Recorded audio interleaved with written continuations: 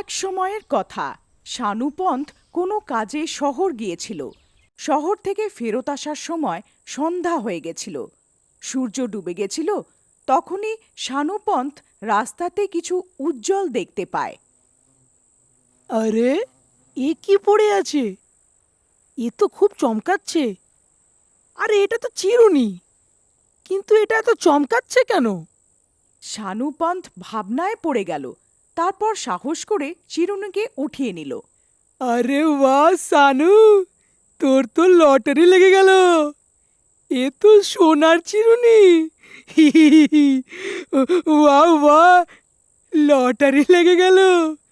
আজ তো জানি না কার কপাল ফেটেছে যে এই চিরুনিটাকে এখানে ফেলে গেছে। শানুপন্থ খুব খুশি ছিল আর ওই চিরুনিকে উঠিয়ে ঘরে নিয়ে গেল। ওটা জাদুই চিরুনি ছিল। যেই ওই সোনার চিরুনি দিয়ে চুল আঁচড়াতো, ও সেই জাদুই শয়তানি চিরুনির দখলে চলে যেত। জাদুই শয়তানি চিরুনি নাম করা শাকচুন্নির ছিল, যে লোকেদের ফাঁসানোর জন্যে সোনার চিরুনিকে ছেড়ে দিত, আর সে লোভে এসে উঠিয়ে নিত আর নিজের চুল আঁচড়ে নিত। তো ওই শাকচুন্নির গোলাম হয়ে যেত। আরে, আজ তো আমার বউ খুব খুশি হয়ে যাবে। রোজ অভিযোগ করে যে আমি ওর জন্য কিছু নিয়ে যাই না। তারপর ঘরে পৌঁছে আরে ভাগ্যবান, ফুলমতি কোথায় আছো? তাড়াতাড়ি এসে দেখো আমি তোমার জন্য কত দামি উপহার এনেছি। আরে কি হয়ে গেল?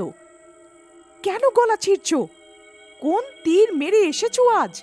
হ্যাঁ, আরে, তুমি দেখে আমাকে চুমু খেয়ে ঘুরবে যদি আমি দেখিয়ে দিই তো। যখনই দেখি রাগই করতে থাকো আমায়। আজ আমি তোমার সব অভিযোগ দূর করে ফেলবো।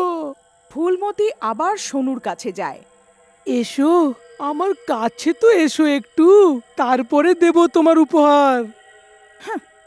যখন দেখো ভালোবাসা ছেয়ে থাকে তোমার মাথায়। কখনো কাজকর্ম করে নাও, না হলে। আরে আমার সুন্দরী, এই দেখো সোনার চিরুনি। ফুলমতি খুশি হয়ে, আরে এ কি সোনার চিরুনি? এটা কত উজ্জ্বল!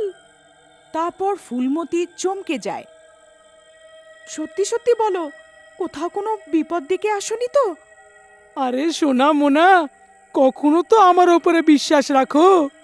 এই সোনার চিরুনি তো আমি রাস্তায় পড়ে থাকতে পেয়েছি যখন আমি ঘরে ফেরত আসছিলাম। আচ্ছা, তাহলে ঠিক আছে। এখন আমি সবাইকে জ্বালাবো।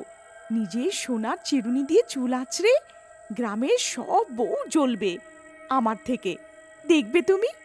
হ্যাঁ, কিন্তু সামলে রেখো, সোনার কিন্তু এটা। তার পরের দিন ফুলমতি স্নান করে ওই সোনার চিরুনি দিয়ে ঘরের বাইরে নিজের চুল আঁচড়াচ্ছিল। আরে ফুলমতি, এটা কিরকম চিরুনি যে এত উজ্জ্বল? আরে আরে কি বলবো, আমার স্বামী আমাকে এত ভালোবাসে যে আমার সুন্দর চুলের জন্য সোনার চিরুনি নিয়ে এসেছে। হ্যাঁ। লীলাবতীর কিছু ভালো লাগে না, কিন্তু সে কিছু না বলে নিজের ঘরে চলে যায়। তারপর রাতে ফুলমতি আর সানুপান্থ যখন শুয়েছিল, ফুলমতি হঠাৎ ঘুম থেকে উঠে যায় আর শাকচুন্নির রূপে বদলে যায়। আর চোখ সবুজ আর চুল লম্বা কালো হয়ে যায়। ফুলমতি শানুপান্তের গলা টিপতে লাগে।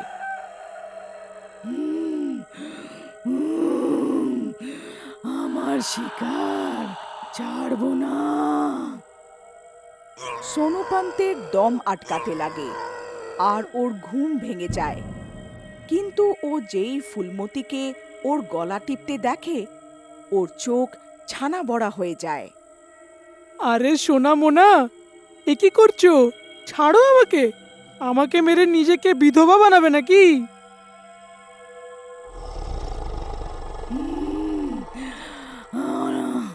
অনেক দিন পরে শিকার করার সুযোগ পেয়েছি। আজকে ছাড়বো না, আজকে ছাড়বো না।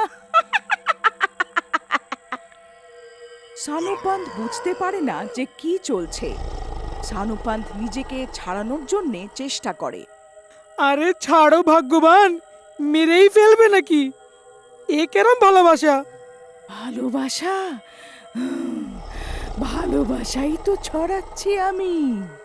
কোনোভাবে সানুপান্ত ফুলমতির থেকে নিজের প্রাণ ছাড়াতে পারে আর ঘর থেকে পালিয়ে যায়। আরে বাঁচাও রে, কেউ আমাকে বাঁচাও, আমি তো লুটে গেলাম, বরবাদ হয়ে গেলাম। আমার বউ তো শাকচুন্নি বেরোলো। আমি ওর জন্য সোনার চিরুনি আনলাম, আর বদলে ভালোবাসার বদলে আমাকে মৃত্যু দিচ্ছে। হায় রে আমার পোড়া কপাল। সানুপান্তের কান্নাকাটি শুনে গ্রামের লোক একত্রিত হয়ে যায়। তখনই ফুলমতি বাইরে আসে, সোনুপান্তের পেছনে দৌড়তে থাকে ওকে মারার জন্য। যখনই সে সোনুপান্তকে আক্রমণ করে, ওর চোখের সামনে ওর মঙ্গলসূত্র এসে যায়। মঙ্গলসূত্র দেখার কিছু সময়ের জন্য শাকচুন্নির প্রভাব কেটে যায়। আরে, আমি এত রাতে বাইরে কি করছি? আর আপনি এত কাঁপছেন কেন? এত ভয় কেন আপনি? সানুপান্ত থেমে যায় আর বলে, তুমি তো আমার গলা টিপে আমাকে মেরেই ফেলতে আজ, যদি আমি বেঁচে বাইরে না আসতাম তো। তখনই বাইরে দাঁড়ানো লীলাবতী এইসব দেখে বোঝার চেষ্টা করে। ও বুঝতে পারে যে ভুতুড়ে ছায়া শুধু মঙ্গলসূত্রের পবিত্র শক্তির জন্যে চলে গেছে, কিন্তু যে কোনো সময় ওই ভূতের ছায়া ফুলবতীর উপরে আবার পড়তে পারে। লীলাবতী দৌড়ে সোনুপান্তের কাছে যায়। সানুপান্ত দাদা, আপনি ফুলমতির গলায় পড়া মঙ্গলসূত্র ওর চোখের সামনেই রাখুন, আমি এক্ষুনি আসছি। তারপর লীলাবতী দৌড়ে ফুলমতির বাড়ি যায় আর ওই সোনার চিরুনি নিয়ে আসে। এদিকে ভুলে সোনুপান্তের হাত থেকে মঙ্গলসূত্র পড়ে যায় আর চিরুনিওয়ালি শাকচুন্নি আবার ফুলমতির ওপরে এসে যায়। তোর কি মনে হলো বেঁচে যাবি আমার থেকে? না সোনা, না, তোর মতো লোভীর খোঁজ থাকে আমার। তারপর হঠাৎ ফুলবতীর নজর লীলাবতীর হাতের ওপর পড়ে। ফুলবতী রেগে, এই মহিলা, তুই সোনার চিরুনি ছেড়ে দে, না হলে তুইও আমার থেকে বাঁচতে পারবি না।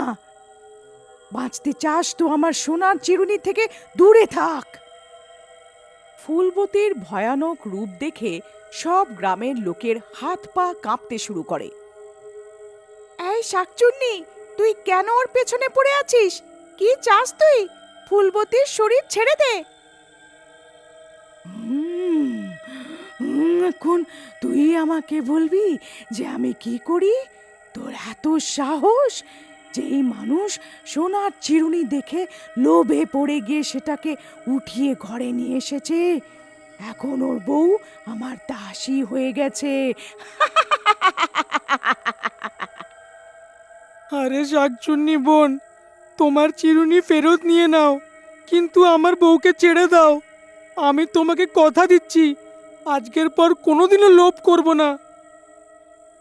আমি কি করে মেনে নি যে লোভ করা ছেড়ে দিবি? আমার স্বামীও দিব্যি দিয়েছিল যে ও লোভ করা ছেড়ে দেবে। ওর সাথে আমার প্রাণের শত্রু হয়ে গেল আর আমার প্রাণ থেকে হাত ধুতে হলো। এক এক করে লোভীদের মেরে ফেলবো।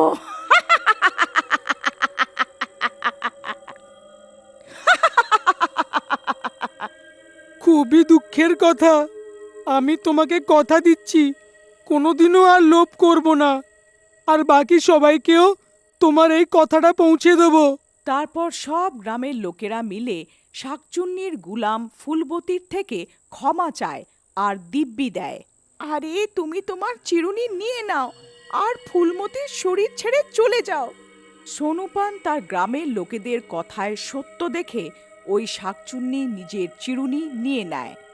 সবাইকে শিক্ষা দিয়ে ফুলবতীকে মুক্ত করে দেয় আর রাতের অন্ধকারে কোথাও ছুমন্তর হয়ে যায়।